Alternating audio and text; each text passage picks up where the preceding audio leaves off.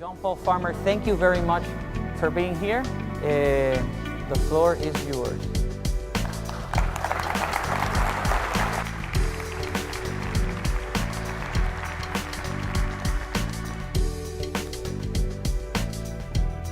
Buenos días, Puerto Rico. Y gracias a Giancarlo por la introducción y gracias a todos ustedes y al gobernador García Padilla y al secretario Baco, porque este trabajo duro es tan importante. El trabajo de crear un gobierno aquí que es ágil, eficaz y para crear oportunidades para la gente de esta isla estrella. Voy a hablar sobre la innovación cívica y la tecnología cívica, pero antes quisiera decirte una historia. In the 1980s, I was a kid growing up in Pittsburgh, Pennsylvania, and I had two heroes. The first was Roberto Clemente. As you know, Roberto was a pioneer. He was a legendary baseball player. He broke barriers. He competed under the most difficult circumstances back in the 1950s and 1960s, and he did it all with grace and with pride. And for many Americans in the States, he was the face of Puerto Rico to them, and that was a great benefit. He was the first Latino, and he was the 11th player ever to reach 3,000 hits. And sadly, his 3,000th hit was his final hit, because a few months later, he died, tragically, heroically, attempting to deliver relief supplies to earthquake victims in Nicaragua. I wasn't born until some years later, but I grew up knowing this story and respecting what he'd accomplished and what he'd done, and I wore number 21 every time I played baseball and every other sport in honor of Clemente.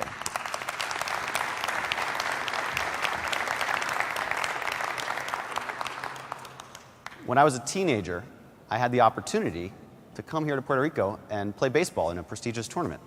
And I was incredibly excited until my dad told me I couldn't go because I would have missed a week of school. And my dad is my other hero, despite that decision. And I'm just happy that 21 years later, I can be here with all of you, better late than never. And about that other hero, my dad has always been an urban planner. It's his job. It's what he does for a living.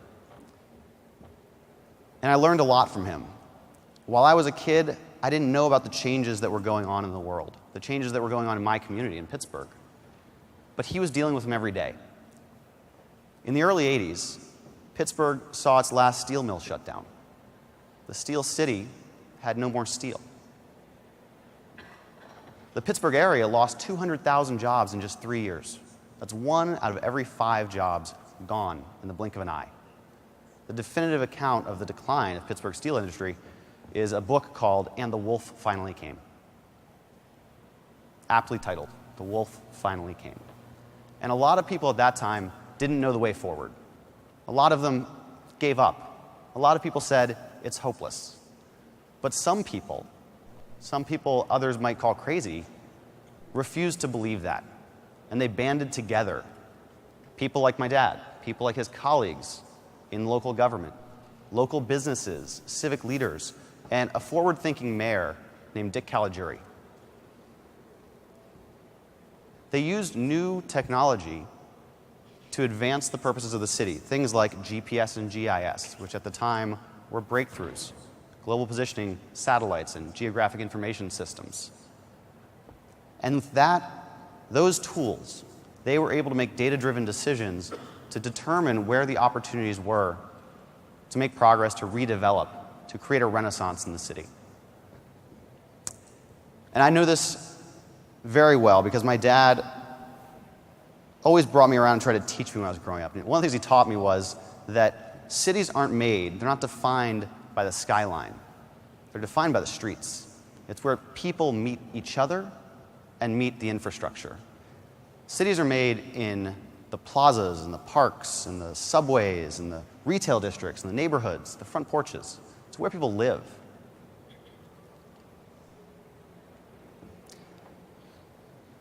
And that's what's hard. What's hard is those messy interactions. There are so many, they're unpredictable. We can't control them. And I think the key insight here is that we shouldn't try to. We should provide a playing field, a surface on which people can create their own lives and their own opportunities. And what's great is that today, that's easier than ever.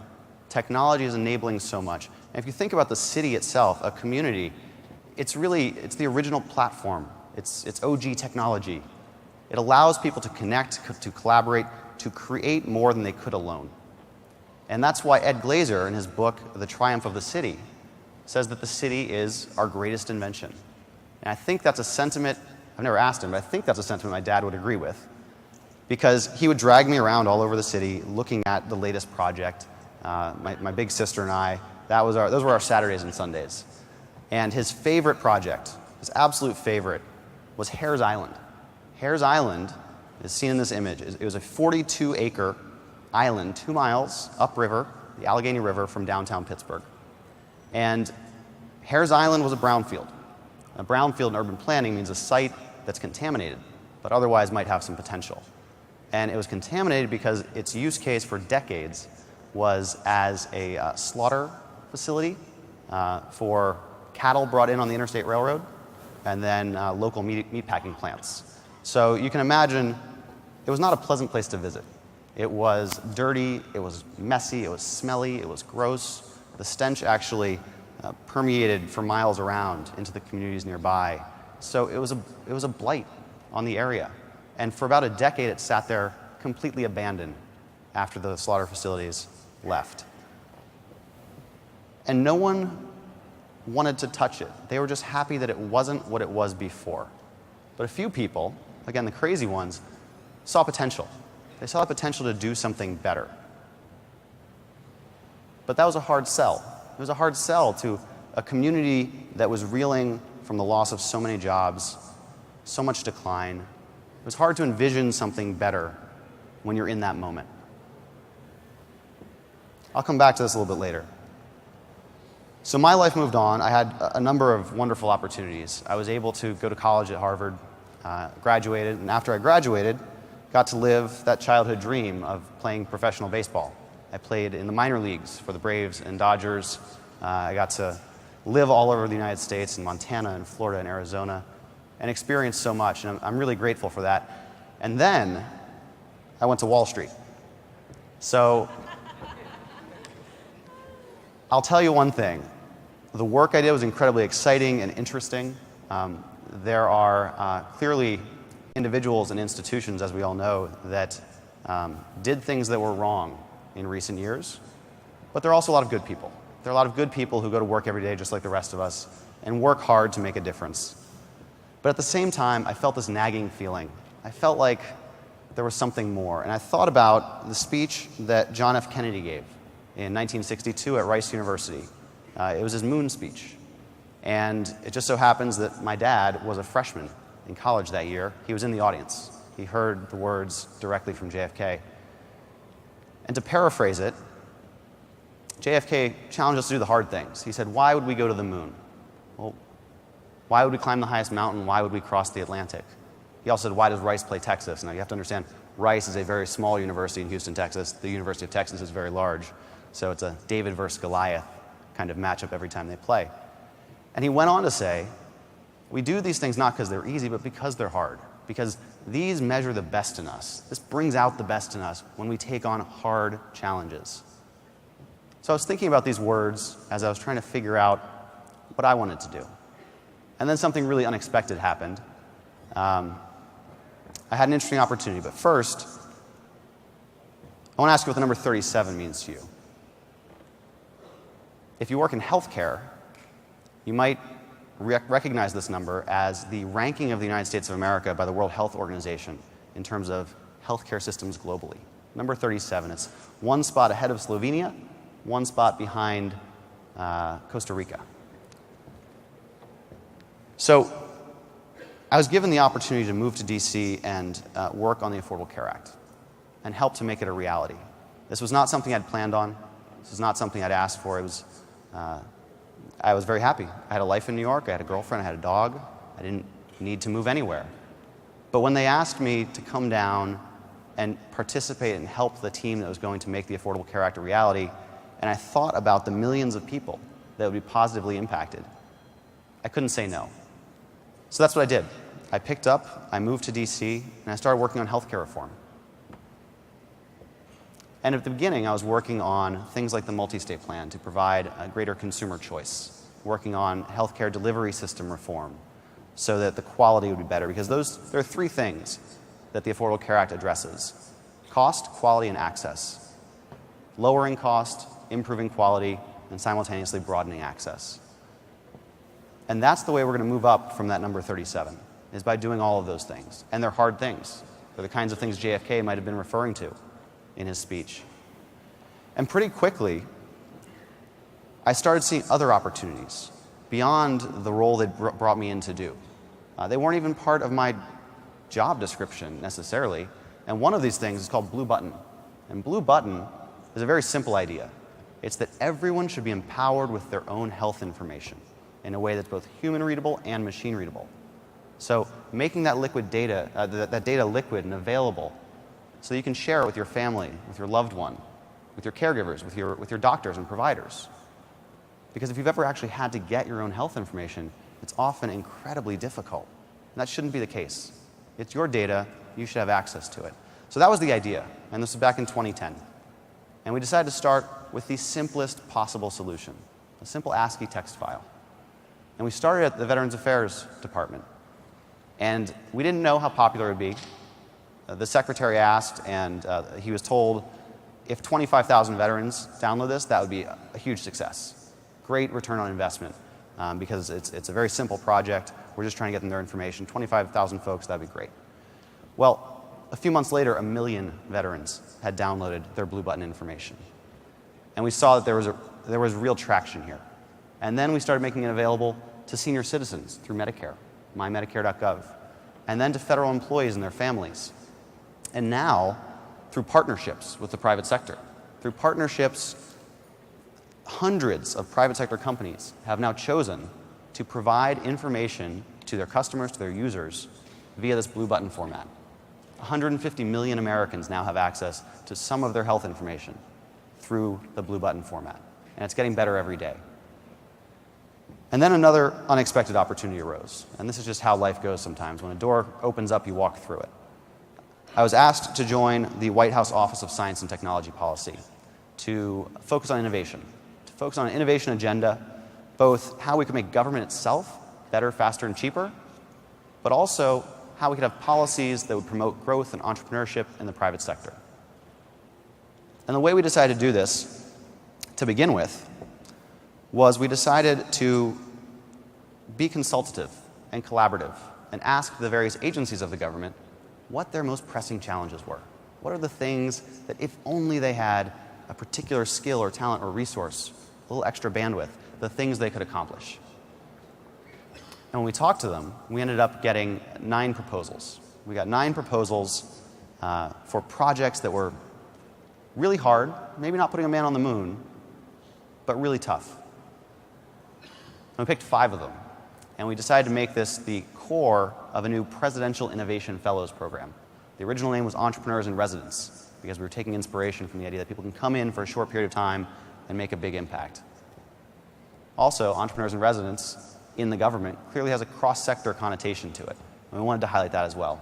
But Presidential Innovation Fellows is the name that we ended up going with, and in a lot of ways, this took inspiration from some of the other civic innovation that was happening at the time. Code for America with Jen Palka, who you met earlier. U.S. Citizenship and Immigration Services, the Food and Drug Administration. We're all testing these cross-sector approaches to how to solve problems. And once we'd started with those projects, we'd identified those projects, we took those out to the public, to anyone. And we said, who thinks they were put on this earth to do these projects? And we were blown away by the response. 700 people applied in a few weeks, only 18 spots. So we had a 3% acceptance rate. And the first round of fellows came in, and when they came in, they didn't just bring themselves, they brought their ideas, they brought their ways of doing things. They brought things like agile, design thinking, lean startup. These are approaches that are increasingly common in Silicon Valley. And when I say Silicon Valley, I mean the mindset. I don't mean the place. Because Silicon Valley can be right here in San Juan. And when you bring these approaches that have proven effective over and over again in recent years and recent decades, we believed that you could improve any organization, whether it's government or not government. And what we saw astounded us, because in 6 months, the first round of Presidential Innovation Fellows, including Ben Balter, who you're going to see later on today, made amazing progress. And the progress they made was on 5 different projects. I'll mention 3 of them to you right now. The first one, RFP Easy, Request for Procurement Easy. So the idea here was, we believed that if we could get more small businesses bidding on contracts from the federal government, that would be a win-win. Be a win for the government, getting, in many cases, excellent innovative solutions from small companies. It would be a win for the small businesses, having access to this massive $80 billion IT market that the federal government spends every year. And what we realized pretty quickly was this wasn't purely a technical problem. It was a process problem as well. So the team that we brought in, 3 people, built a platform, an online platform that was simple and easy to use. And then they went about the hard work, but really understanding laws, regulations, policies, tradition, and working hand in hand with the civil servants in the agencies to help figure out, of these, say, 80 steps that are required for a company to bid on and receive a government contract, which ones actually are required to bid and to determine who should get the contract. And they split that up into 2 parts so that instead of, say, 80 steps, it was 8 steps. Instead of taking 8 hours, it took 20 minutes. And then, once those companies have been thoroughly analyzed and the due diligence has been done by the contracting officers, only then the one company that is getting the contract has to complete the process. So relieving the burden on companies, on the private sector, increasing opportunity for small businesses. And what we saw is exactly what we wanted to see. We saw 12 times the competitiveness. We saw an average of 3 bids in the old way of doing things. We saw an average of 36 bids in the new way of doing things, using RFPZ, this new platform. And as you might expect, when you have a more competitive market, we saw lower prices, an average of 30% lower. Every one of the projects that we A/B tested showed savings between 19 and 41%. So that's one of the things we wanted to do when we started this program. There were actually 3 things we wanted to do. We wanted to save taxpayer dollars, we wanted to save lives, and we wanted to fuel job growth in the private sector. So the second one I've already mentioned somewhat, and that's Blue Button. So we folded that Blue Button initiative into this Presidential Innovation Fellows, found people to spend 24 hours a day, 7 days a week working on this, and they brought it from a simple ASCII text file up to something more modern, CCDA, if you're in the healthcare space. They brought it so that now you can not only view or download, you can also transmit.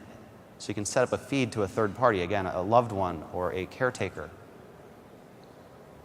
And they're the ones that got it to 150 million.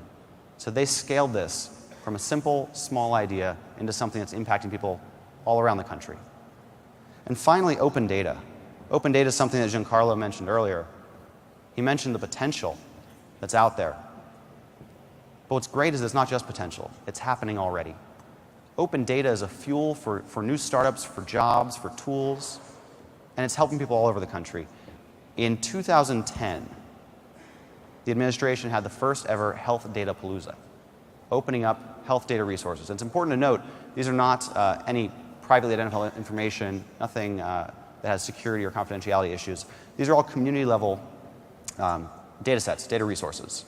And by making them open and available, bringing together a cross-sector, cross-cutting of skilled people, people who are web developers and designers and entrepreneurs, people who are government officials, who understand the data but also understand the problems that government and society faces.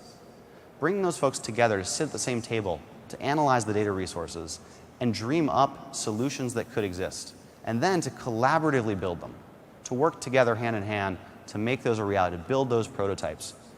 We promised that if people did that, we'd make them famous. So we invited them to the White House, and we showed off the solutions they'd built. And what started as 60 people around a table in 2010, just 2 days ago, had its 5th ever Health Data Palooza in Washington, D.C. with 2,000 people, with hundreds of companies, all of which are using open government health data to do good. And these are companies large and small. These are startups that didn't exist before, like a company called iTriage, based out of Denver, Colorado. ER doc named Pete Hudson saw an opportunity to help more people, reach more people through mobile phones. So he created an app. And it allows you to punch in your symptoms. You can see what might be wrong with you. You can then locate who cares for these kinds of issues in your area. You can find out what their quality ratings are, how good they are, and you can even book an appointment. So making that so available, so accessible, one, I think that fits with some of the goals of the Affordable Care Act. And we're talking about a solution that was built by a private sector entrepreneur on top of that platform that government provided. Other companies like Aetna. Aetna is a very large company. They took a look at a piece of technology they had called a nurse. And they decided to empower their nurses with better information, with direct access to information from the National Institutes of Health and other places to improve the quality of care. Again, this is the power of opening up data, the power of what government can do when it collaborates with other sectors of society. And one of the key principles here was to make this simple and easy and open. An example on the screen is of RFPZ's platform. Plain language, no government speak, no legalese, easy to read, easy to follow, as simple as possible. And then something else happened, something we weren't accounting for, and that's that Hurricane Sandy hit the East Coast of the United States. And suddenly, the tech team at the White House got a call and was asked to spring into action. And because we had these Presidential Innovation Fellows working, we had resources, we had people with the right skills that were needed in that moment. And they were more than happy to do the work. And they collaborated with large tech companies and their crisis maps. They collaborated with high school students in New Jersey to help monitor Twitter and understand which gas stations were open and which gas stations were closed. And that work that was so unexpected actually led to another Presidential Innovation Fellows project, where 2 fellows, Derek Frempong, Jackie Kazel, were brought in to create apps to help prepare for the next disaster, because we know there will be one. It might be an earthquake, it might be a hurricane, it might be a tornado, but we know there will be more disasters. And the wrong time to create a new app and teach people to use it is in the midst of the disaster. Let's do that ahead of time. So with that thinking, Derek and Jackie came in. They've created apps that help locate which gas stations have gas and don't, to automate that so you don't need an army of people monitoring Twitter. Now it can be automated. And also to really crowdsource information to speed up recovery. So to allow people to walk down the street, take a photo, upload it to the platform, and help crowdsource the assessment of whether it's low damage, medium damage, high damage. And that job previously might take months because there were a limited number of people who were trained to do that. Now, with technology, with mobile phones, we all have the ability to help. We all have the ability to chip in. And then the healthcare.gov crisis happened. And this is a theme. You can't predict what's going to happen, but people sprung into action and they helped. And this led us to believe that the Hurricane Sandy experience, the healthcare.gov experience, led us to understand that we needed a SWAT team. We needed people available when the inevitable crises arose. So we created something called 18F. Here's the president talking to the fellows, talking about and learning about the projects they've done. But we didn't do this for meetings like this. We did it for the impact, and that's why we created 18F. 18F is a new unit within the U.S. General Services Administration that's providing digital services, that's helping agencies develop their tech projects more efficiently, more effectively, and that is that SWAT team that's available when the next crisis arises. And when it came time for me to wrap up my own tour of duty, I joined Microsoft to work on civic innovation because I understood that there were roles to play for government, there were roles to play for the private sector, for nonprofits, and it's really going to take all of us together to make the change we want to see. This brings me back to Harris Island, that God-forsaken island that no one wanted to touch. Well, it had 2 million pounds of contaminants. It had wrecked barges along the shoreline. But through the hard work of government, of the private sector, nonprofits, concerned citizens, this is Harris Island today. Mixed-use development, houses, marina, actually manufacturing, 21st century manufacturing brought jobs to the area. Parkland, bikes. It's a thriving community. And this is what's possible when people come together. Don't take no for an answer. Can see how much better things could be. And it's not just true about Harris Island, it's also true about the city of Pittsburgh. Charles Dickens once called Pittsburgh hell with the lid off. And he was right. This was Pittsburgh. But over time, with the right involvement in the community, Pittsburgh became this. It's a beautiful city. It's a city that only exists because people believed they could do better. President Obama, when he was running for office in 2008, he asked us, he challenged us, he said, if not us, who? If not now, when? We are the change we've been waiting for. Because the thing is, brownfields are not just Hurricane Sandy, they're not just healthcare.gov, they're not just islands in the Allegheny River. They're all around us. Whether we're sitting here in a conference room in San Juan, sitting in a classroom in the Bronx, or strolling the marbled halls of power in Washington, D.C., brownfields are all around us. They're the things and the processes and the places that can be so much better than they are today. And it's up to us. It's up to us to make that change. That's the lesson that I learned walking around those Saturdays with my dad. It's the lesson I learned on Wall Street. It's the lesson I learned in the White House. So hack the brownfields, because if we want to have cross-sector solutions, it's up to us to create them. And I'll just leave you with one more thought.